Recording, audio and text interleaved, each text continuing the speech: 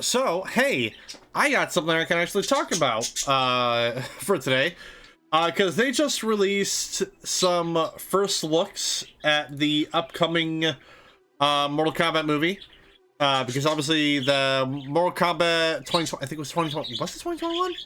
I want to say it was 2021. Movie did pretty well, so they greenlit a sequel. They announced some of the casting choices. We now have Karl Urban as Johnny Cage, and let's see if I could find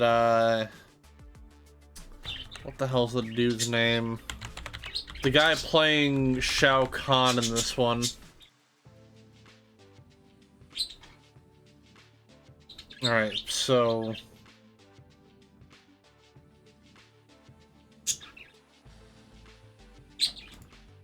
I can't figure out who's playing Shao Kahn. Martyn Ford. Okay. What's he been in? Martyn Ford. Oh, he's a bodybuilder. Okay. Ah, okay, I see. So he seems to be a newer actor, which, you know, I'm all for.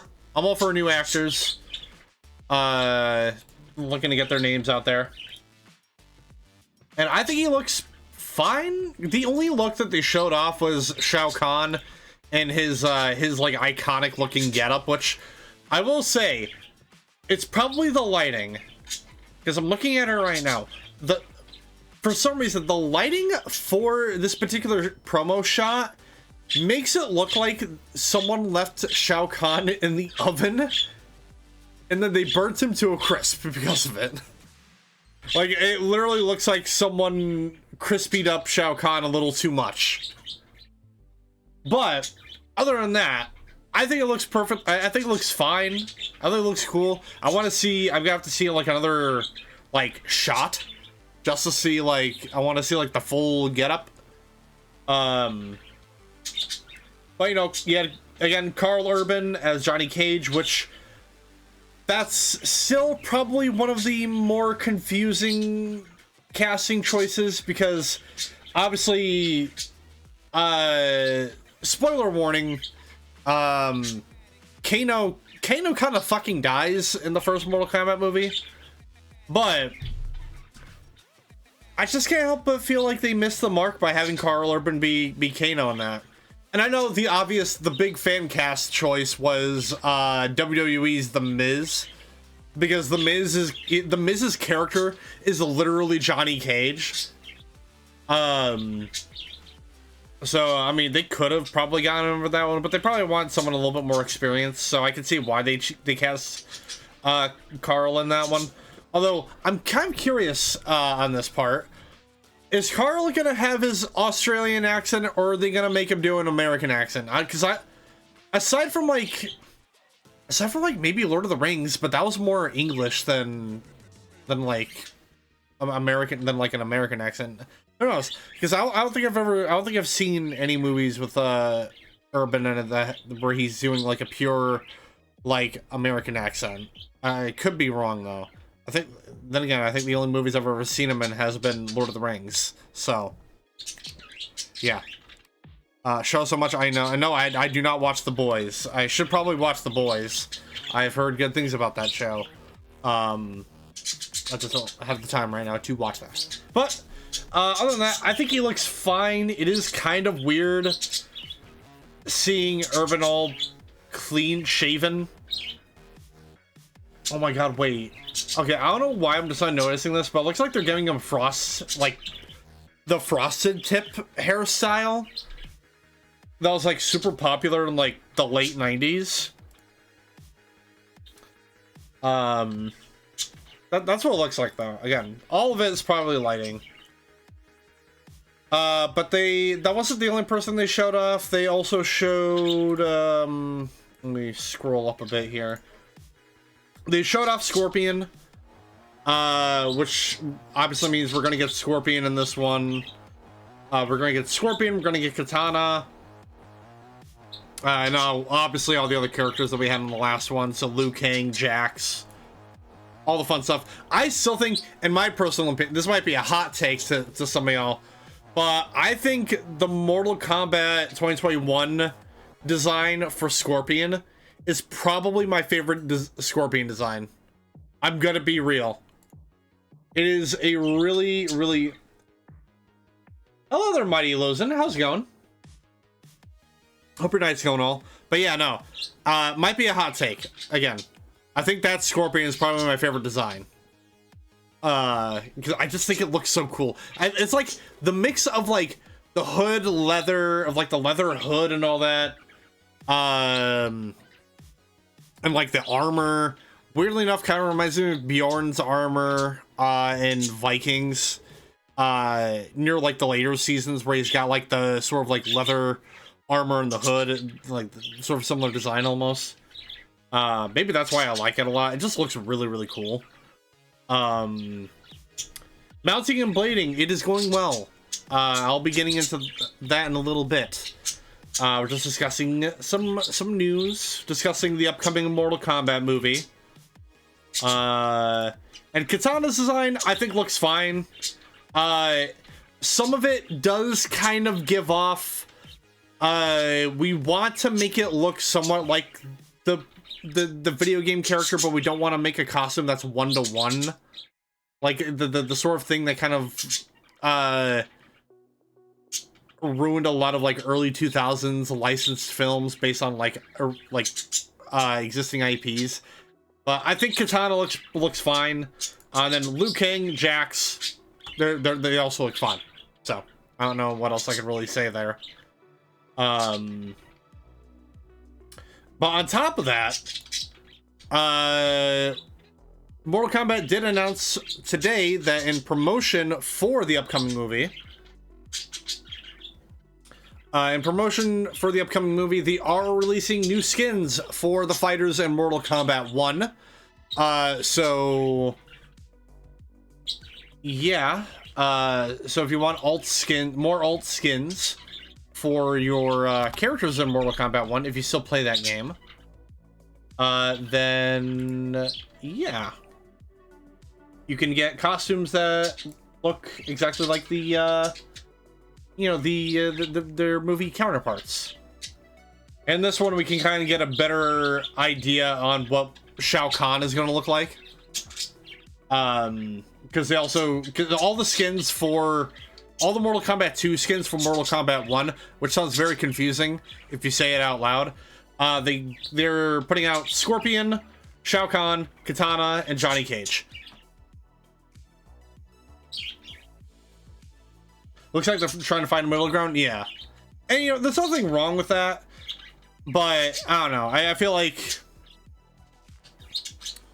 Granted, it is kind of difficult when a lot of the designs, especially the female designs back in the day, were very sexualized. Granted, they got better as time went on. But, they're just trying to find something that still looks good but doesn't, like, overtly sexualize the character. Is there anything else? Top of that? No, I don't think so. Am I wrong? No, I'm not wrong. Yeah, they'll look fine. Don't know when we're gonna be getting a trailer, but I would imagine soon. I imagine we're gonna get a trailer or teaser soon for Mortal Kombat 2. We're going to talk about Ubisoft because we are a couple days out from Assassin's Creed Shadows. On top, it's in the pre-release thing, so people have pre-ordered it, got to play early, so there's already footage of the game out and everything. And Ubisoft is in the news today because there's reports of them putting together basically a legal team, like an anti-harassment legal team, and people, for some stupid reason, seem to think that, oh, Ubisoft is going to go after people who say mean things about the game. Oh no, this is an anti-criticism campaign against like reviewers and streamers. I was like, no, it isn't. It is not that. I've been seeing so many like misleading art, like titles and stuff regarding this whole entire thing. What this legal team is that Ubisoft put together, what this is for, it's just in case developers start receiving death threats. That's literally what this whole entire thing, that's literally what this team is about. This isn't going after, they're not going to go after people, they're not going to go after and sue people because, oh, they gave my game a bad review. No, like, in what reality would that hold up in court? It doesn't. Criticism is free speech. This is purely going after the people who go, I don't like this game, so I'm going to threaten the person who made it. That is what this is protecting. Because that can hold up a court. Because, you know, obviously, if you send a death threat to someone and that death threat is saved as a file, that could be used as evidence. Negative criticism of a game cannot be used in court.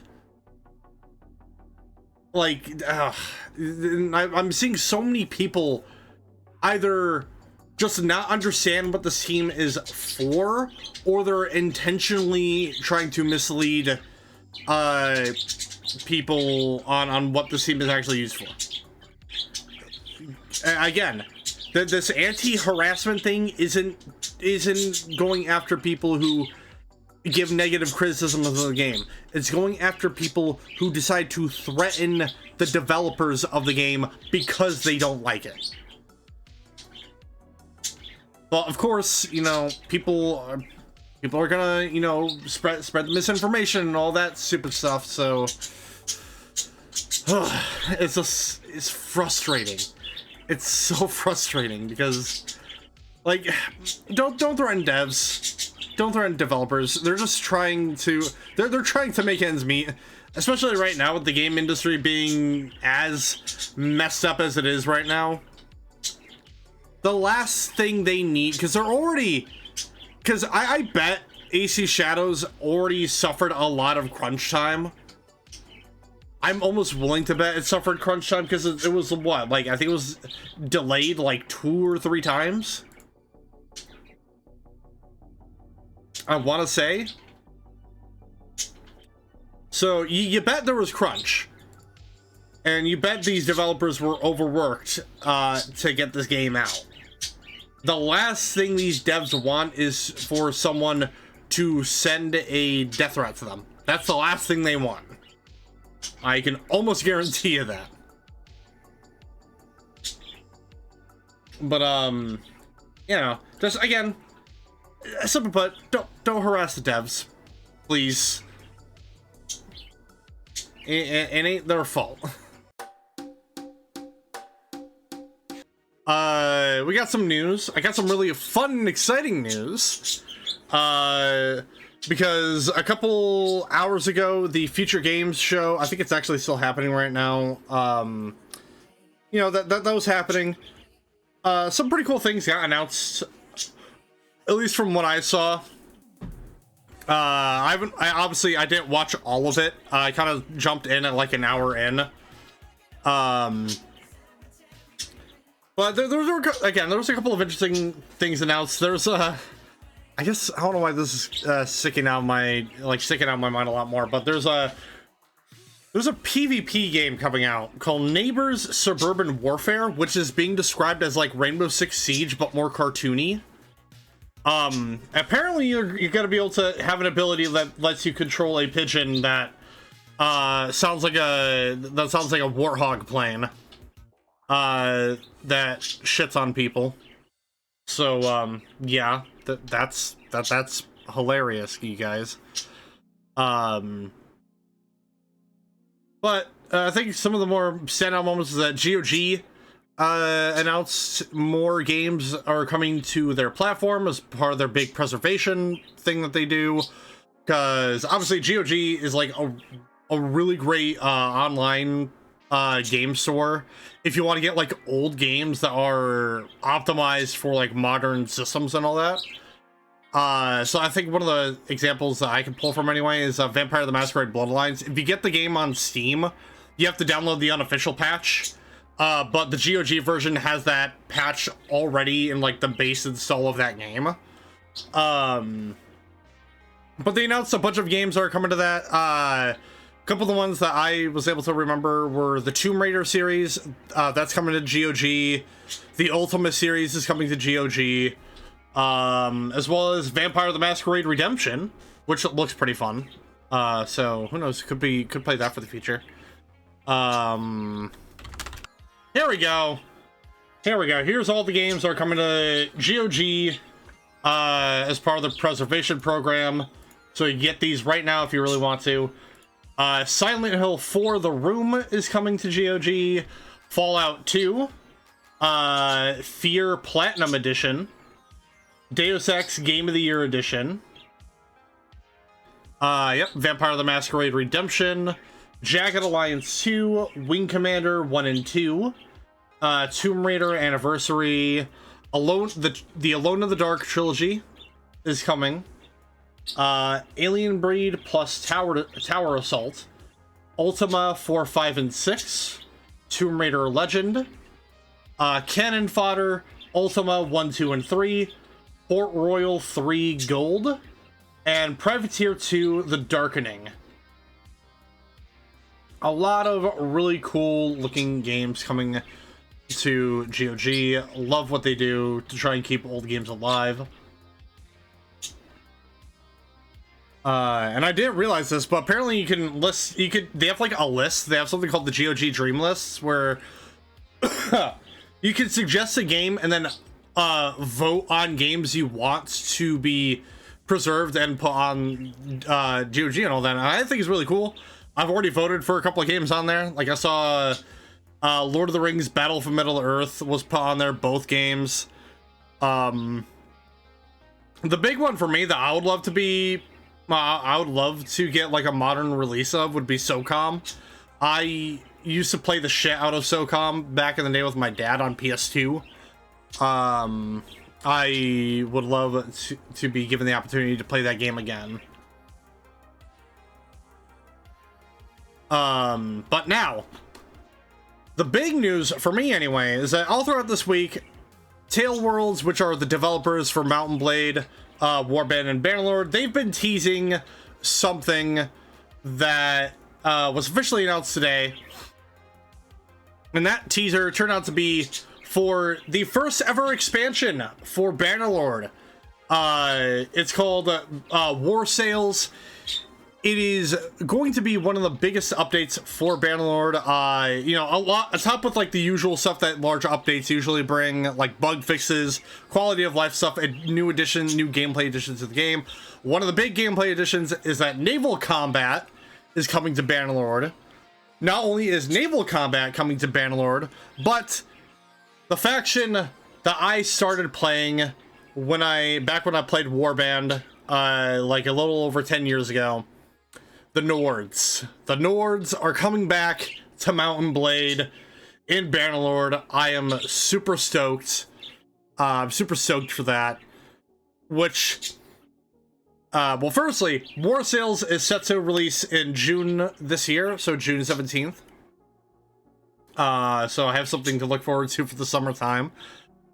But now, as for the Mount & Blade Monday series, I was saying that the next campaign I'm doing is going to be Bannerlord. One of them is going to be Bannerlord.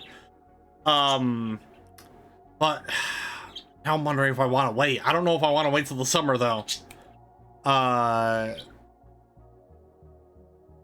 Who knows? Because what I could do, because I've also talked about wanting to do a campaign and base, in like the base Warband game. So, I actually can remember what the base, Native, that's what the base game for Warband is called. But yeah, I've talked about doing a Mount & Blade Monday series in Native, playing as the Nords, which I might just do in celebration of this announcement. So again, I'm super stoked for this. I'm really excited. I know there's a couple people out there that are like, bro, your game isn't even finished yet. Why are you even releasing an expansion? And it's like, firstly, expansion isn't just expansion. That's also just like large update. Like, think of Phantom Liberty for Cyberpunk. That was the start of Cyberpunk 2.0. Now Cyberpunk is, like, the best it could ever be right now. And I imagine the same will be said for Bannerlord when War Seals comes out. So, that's my take on that. Regardless, though, I'm excited. I can't wait. We're finally getting a Viking faction in that game. So you bet your ass when that expansion comes out, we're playing that. We're playing that to hell and back. I also just want to try out the naval combat. Because they also showed off that, like, because it's not just the Nords that are getting ships. All of the factions are getting their own custom-looking ships. So you got Aetherai-looking ships, Vlandian ships, Sturgia, Britannia, all 3 Empire factions, the Kujites, all of that shit. I'm super I'm just so excited. Can't you tell?